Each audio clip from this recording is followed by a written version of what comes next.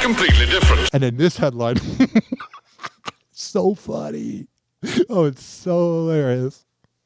So Lil Durk, who has been in the rap game for about 13, 14 years, I talked about him on Friday. He's accused of a murder for hire plot, and he killed the wrong person. He was trying to hire somebody who murdered his friend King Von in 2020, and he literally raps about murdering and beating up people.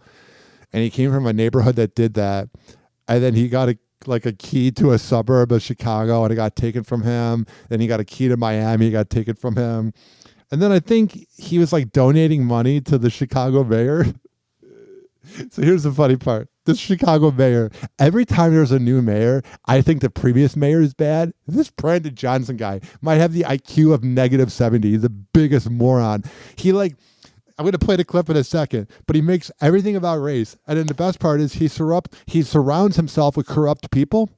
You see how I said surrupt? That was corrupt and surround combined. He surrounds himself with corrupt people, and then when he gets caught, he's like, I don't know anything. When you hang around enough people, you know what they're doing. So this lie I'm about to play you means that the mayor's caught. And you know what I predict might happen?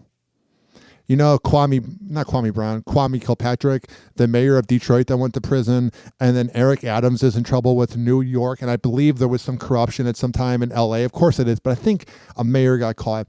There's all these mayors that are from liberal cities that end up getting in trouble.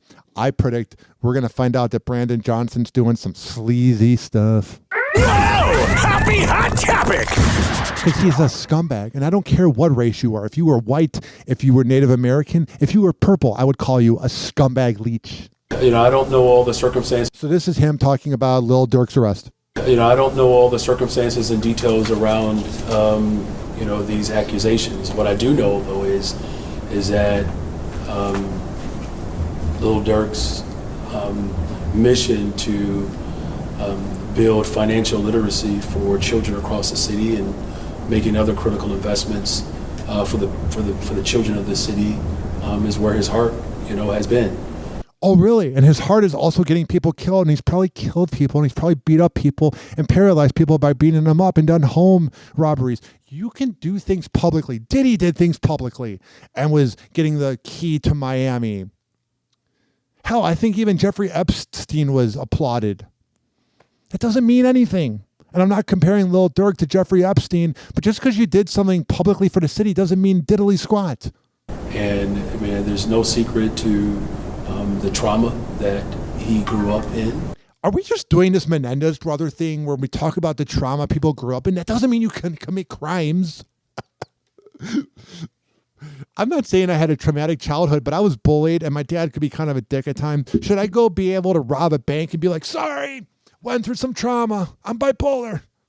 And how he has worked to turn that trauma into opportunities. Like what? Getting people killed? For other people. Like killing other people? You were given, about a month after taking office, a $150,000 campaign donation from him. Yeah, where's that money at?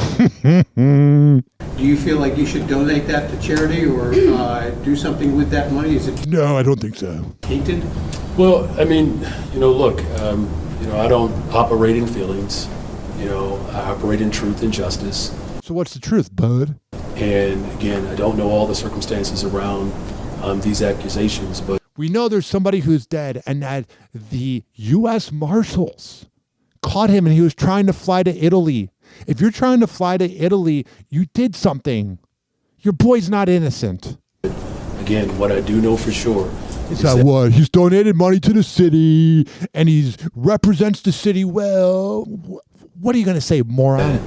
Here's another example of a young black man who grew up in severe trauma.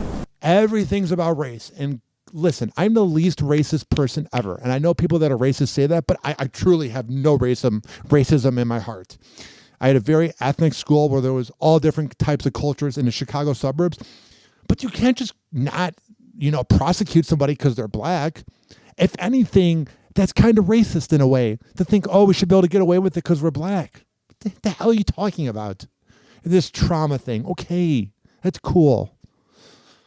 That led to life choices that He has been very open and vocal about Yeah, he's making 1.5-minute songs that are terrible.